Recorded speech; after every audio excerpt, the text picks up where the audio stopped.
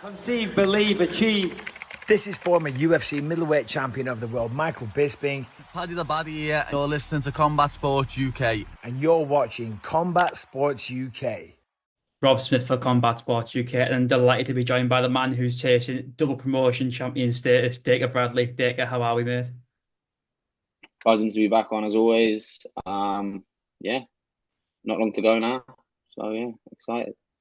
You've got a very big fight coming up, mate. Do you want to let the fans know who you're fighting and where? I'm fighting a man called Luke Pemberley in Darlington at the Dolphin Centre in 13 days now. So yeah, 13. Yeah. Well, yeah, one of the top guys in the country, fighting him in pretty much his hometown, I think, for another belt. So yeah, excited to show my level, and I'm sure it'll be a great fight. You know, he's great opposition. That's why I want to fight him. And yeah, I know that the whole UK scene, definitely a bantamweight, we're having their eyes on this fight. So enjoy the show. And what do you know about your opponent? Like I know he's obviously he's had a lot of fights, so there's a lot out there. I know he's more like jiu-jitsu, but people get better. Like, you know, he's decent on the feet as well. Yeah, you know, I see a lot of opportunities to implement my game. I think stylistically, it's a very good fight for me. Yeah, you know, I'm very confident in my preparation, my skill set, and my ability to get the win, and handle the pressure. You know, like I was thinking about it. You know, like near enough every single one of my wins, I've beaten someone in the hometown. You know, I never really fight at home. Do you know what I'm saying? So it's sort of my thing, showing up and turning someone over in their own turf. You know, like my last fight, Christian Young. I know he's Australian, but his hometown's Colchester. When I walked out there, you should see the amount of tickets he sold. You know what I mean? It makes a great atmosphere, but I feed off that. I love that. So yeah, it's sort of my thing. I'll show up in your backyard and I'll put it on you. Do you prefer it that way, or would you rather have like a nice fight at home, like say in London? If a card came up in London, would you rather be on that card, or would you rather go and spoil the show? It doesn't really make a difference to me. I'll be honest. It would be great to have like a big show in London. Like the closest I've fought to London is Essex in MMA. But yeah, I mean, I'll be honest. I do love the traveling part of fighting. Like, to be honest, I would have probably never been to Darlington in my life if it wasn't for. Oh yeah, no one goes to Darlington, mate. I live 15 minutes when I don't go to Darlington. Sorry people who live in Darlington. Yeah, that's it, bro. That's it. I don't know. You know what I mean? I just like seeing different parts of the country, the world, whatever it may be, that I would have never gone to. And then you're showing up. The accent's different, but you know, it's still the same thing. You're getting in there and having a scrap with another guy, and I like that because all the pressure's on them. Do you know what I mean? It's your hometown. Like you've got to go and see your friends and family right after what happened. So pressure's on you. Why do you think it is? Because obviously London's such a massive city. Why do you think there's not many? Because I don't really see many amateur shows in London. Why do you think that is?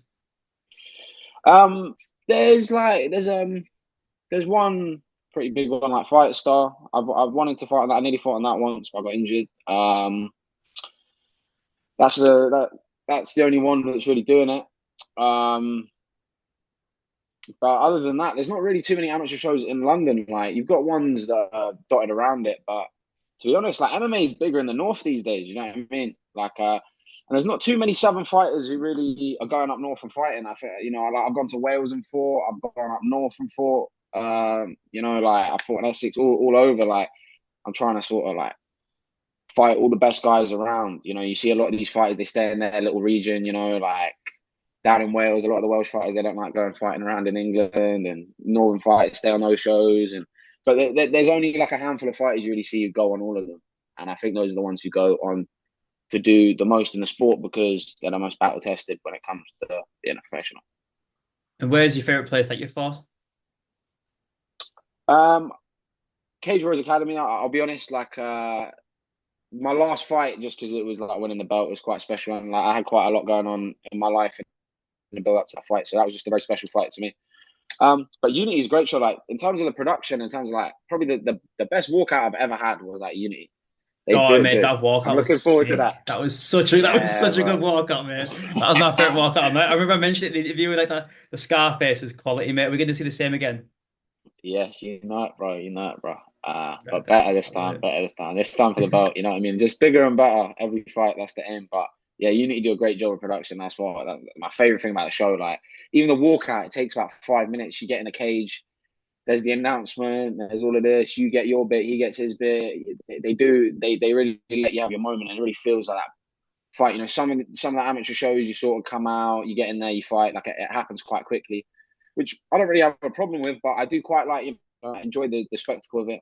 And like, at the end of the day, you train so fucking hard to get there. You might as well, you know what I mean? What you might as well have a few minutes to soak it up, you know? So yeah, I'm just buzzing for it, mate. Honestly.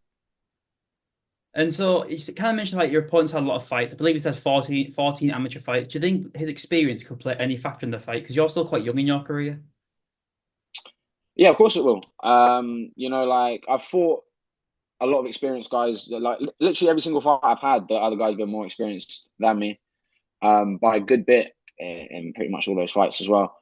So fighting people with more experience than me is something I'm used to. Like it's something I've done my whole career. Obviously, I train with people who are far more experienced than any of my opponents. You know, in the sense of like some of the best amateurs in the world, best pro fighters in the world. So it's not going to be a level I haven't seen before. But obviously, when you're in there, experience plays a factor. You can't discredit that. Like and yeah, like I said, Luke's a very high level fighter, and I'm excited to get in there and prove the level I'm at. Like I'm not going to be out here fighting people I don't think are good. You know what I'm saying? So yeah, we'll see how it plays out. You know, that's the beauty of the sport. But I know the skill set I'm at is a lot higher than what my record would suggest. To be honest, I don't feel too far off the prospect to go on pro. Obviously, you know, still got fights coming up, but you know, I think it's a matter of months really until I go pro. You know what I mean? We're coming up to the end of the year, and 2025 is definitely when I want to be going pro. So, you know, like yeah, like Luke was competing in MMA before I even started training MMA. Do you know what I'm saying? So everyone's on their own journey in this. You know what I mean? If I was like 16 or 18, I'd probably try to stay at me for like 15 fights. But I've just turned 24. Do you know what I mean? But I've been training for a very long time. It was just activity that was my problem. Hence why I've been fighting fucking every few weeks this year. You know what I mean? Been active as. So yeah, we'll see how it plays out. It's a great matchup, and but I believe I'm just a bit too sharp, and I think we'll show on the night. And so you kind of answered my question there is like obviously you're not going to look past your opponent in Luke, but let's just, for example, let's just say you get the win. So would you be you'll have two belts now, you'll be quite a prestigious amateur. Would you kind of look to defend the belt, have a few more fights before the end of the year, or is it as soon as 2025 goes, looking to go pro? I'm fighting to unify the Cage Warriors bantamweight titles, um, bantamweight titles in 3 weeks after this fight, and then that'll be my last fight for the year. You know, like God willing, I'll be 6-2. With 3 belts, and we'll see what 2025 holds. Whether I go pro straight away or whether I have more amateur fights, it just depends on how these fights play out. You know, like a goal of mine before going pro is to get a big finish, and on November the 16th, yeah, you'll see it. And we'll kind of talk about when we last spoke, our last interview. It was leading up to the Cage Warriors Academy title because when we first met, you were coming off a loss against Ellis Pilkington, who's also now a champion. And so you've both kind of come on this journey and see you win that title. I remember I was at Rise and Conquer. I was checking my phone every 2 seconds. I was like refreshing Cage Warriors Academy. And then I was like, "There's Dacre one, there's Dacre one, there's Dacre one." And I saw that it won, mate. I was so happy for you. So kind of talk to me about that experience of winning that title because when I saw the videos on your social media, I could see the emotion on your face. Kind of tell me how much that win meant to you. It meant a lot. Like this year's been a bit crazy. Like you know, like essentially at the start of the year, I mean, I've not really spoke about it too much, but like I wasn't really. I sort of walked away from the sport. I wasn't really fighting, and I wasn't really training. I was training like here and there, but I was just off doing other things, and sort of like, yeah, definitely did not think I'd be fighting anymore at this point.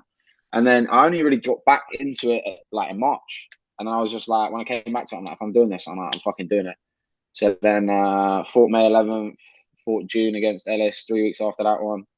Then for 5 weeks after that against Julian Torhag. That was so obviously I lost those first two, and then uh,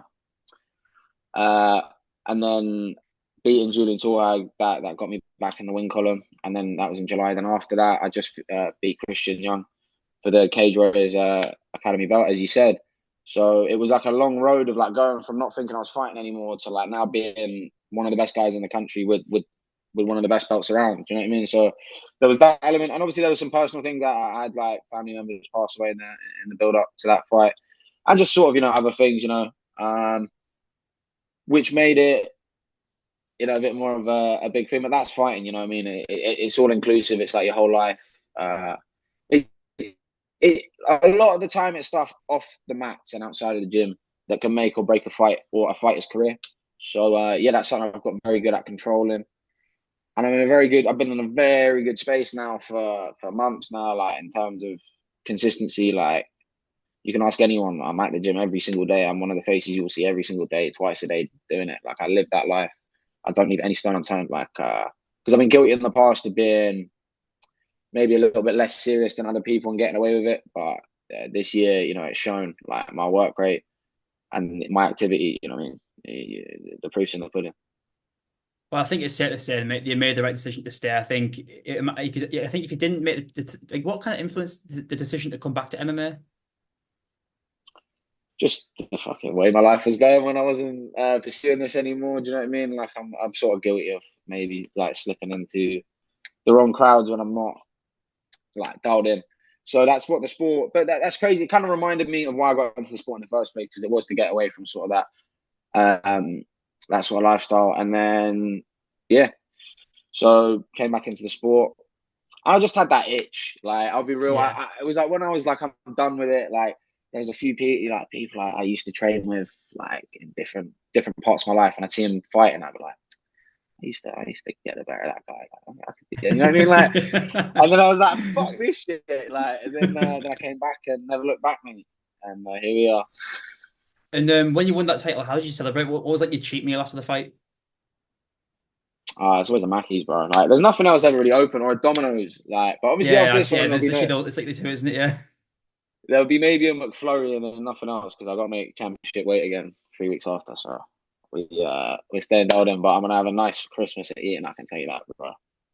I was gonna say if you were staying low, if you're gonna stay overnight in Darlington, there's a food in the northeast. I don't know if you've heard of it. It's called the Palmo, and it is the Oh greatest. yeah, It is the greatest food you'll ever try, mate. And next time you're in Darlington, mate, I'll take you for a Palmo, because obviously you got to make championship weight in 3 weeks' time. But next time you're in the northeast again, I will take you personally for one, and your life will change. I promise you that. mate. Sounds like a plan. I've actually had one before. Not Oh, have not in the you? north, but I've had one before. Yeah, they're banging. They're banging. So where'd you have it? That wasn't in the north? Can I ask? No, I actually had it in Thailand, but I was with a bunch of Northerners. Oh wow. This is actually mad as well. The person I was with is mates with Luke. They're training partners. Like I met him at Sahel. He got me into Palmo. So like, there's always a mutual link between people in the sport. So it's mad that you bring that up.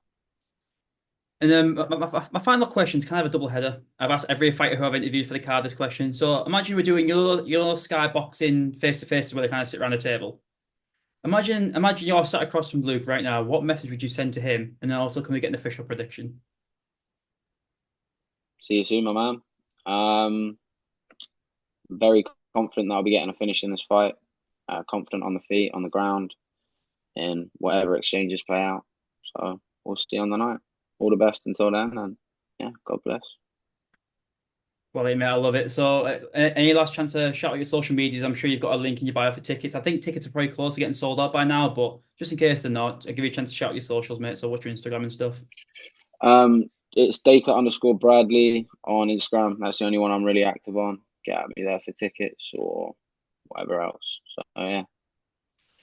Well, Declan, thank you for coming on. Unity Fighting Championships, November 16th in Darlington at the Dolphin Centre. Get your tickets while they're still available. It's going to be a great show. Get to watch Dacre win a title. We'll see what happens. There's 5 title fights in the card, loads of high quality amateurs. One of the most stacked amateur cards of the year. November 16th, get your tickets. Dacre, thank you very much for coming on, mate.